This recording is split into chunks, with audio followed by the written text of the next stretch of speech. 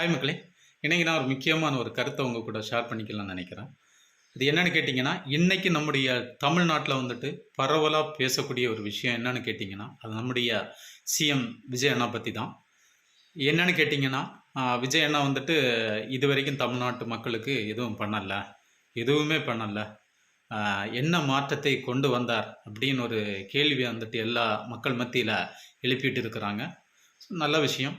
ஒரு விஷயத்த நல்லா புரிஞ்சுக்கிடுங்க. விஜய் அண்ணா வந்து ஆட்சியில் அமர்ந்து இன்னைக்கு ஜஸ்ட் 17 நாள் தான் ஆயிருக்கு, 17 டேஸ். நான் என்ன கேட்குறேன்னா, இந்த 17 நாளில் என்ன மாற்றத்தை ஒரு மனிதனால் இந்த தமிழ்நாட்டுக்கு கொண்டு வர முடியும்னு தான் கேட்குறேன். அது மட்டும் கிடையாது, நம்முடைய விஜய் அண்ணாவுக்கு வந்துட்டு அரசியலில் இதுதான் வந்துட்டு அவருக்கு முதல் அனுபவம் கூட. ஸோ எல்லாருமே நம்பி வாக்களிச்சிருக்கீங்க. ஸோ தயவு செய்து பொறுமையாக இருங்க. மாற்றம் ஒன்று தான் மாறாதது. கண்டிப்பாக நிறைய மாற்றங்களை விஜய் அண்ணா கொண்டு வருவாங்க. பொறுமையாக இருங்க. பொறுத்தவன் தான் பூமி ஆழ்வான். அது மட்டும் கிடையாது, அவர் வந்துட்டு இன்னைக்கு நிறைய மாற்றங்களை கொண்டு வர்றதுக்கு முயற்சிகள் பண்ணிட்டு தான் இருக்கிறாரு. ஆனால் அங்கேயும் நிறைய சூழ்ச்சிகள், நிறைய சதிகள் எல்லாம் நடந்துட்டு இருக்கு. அது உங்களுக்கு நல்லாகவே தெரியும். ஸோ தயவு செய்து ஒரு விஷயத்த நல்லா புரிஞ்சுக்கிடுங்க. விஜய் அண்ணாவோட ஒவ்வொரு மூமெண்ட்டையும் நீங்கள் பார்த்தீங்கன்னா பொறுமையாக ஹேண்டில் பண்ணுறாரு.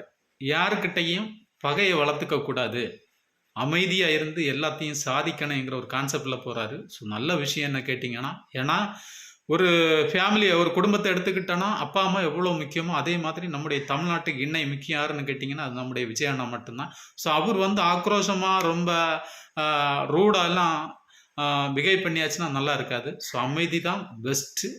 ஸோ கொஞ்சம் எல்லாரும் பொறுமையாக இருந்து அவர் கூட உட்காந்து எல்லாரும் கோஆப்ரேட் பண்ணுங்க. தமிழ்நாட்டு மக்கள் ஒற்றுமையாக இருங்க. கண்டிப்பாக நிறைய மாற்றங்கள் வரும். நம்முடைய குழந்தைகளுடைய வாழ்க்கை ஃபியூச்சரில் கண்டிப்பாக நன்றாக இருக்கும். அதில் எந்த மாற்று கருத்தும் கிடையாது. ஆனால் நீங்கள் குறுகிய காலத்தில் நாம எல்லாம் எதிர்பார்க்கறது இட் இஸ் இம்பாசிபிள். இது ஒரு சாத்தியமற்ற ஒரு விஷயம். எல்லாருக்குமே தெரியும். 17 நாள் எல்லாங்கிறது ஒன்றுமே இல்லை. அவருக்கு கொஞ்சம் டைம் எல்லாரும் கொடுங்க. பொறுமையாக இருங்க, அமைதியாக இருங்க. ஒருத்தருக்கு ஒருத்தர் அது பெருசு, அவன் பெருசு, இவன் பெருசுங்கிறத பேசி நமக்குள்ளேயே ப்ராப்ளத்தை கிரியேட் பண்ணி நமக்கு இருக்கிற அந்த ஒரு ஹாப்பினஸை வந்துட்டு டிஸ்ட்ராய் பண்ணிடாதீங்க. ஸோ பி ஹாப்பியும் இல்லை. இன்னைக்கு இருக்கக்கூடிய காலகட்டத்தில் நம்ம just practical, we have to think practical.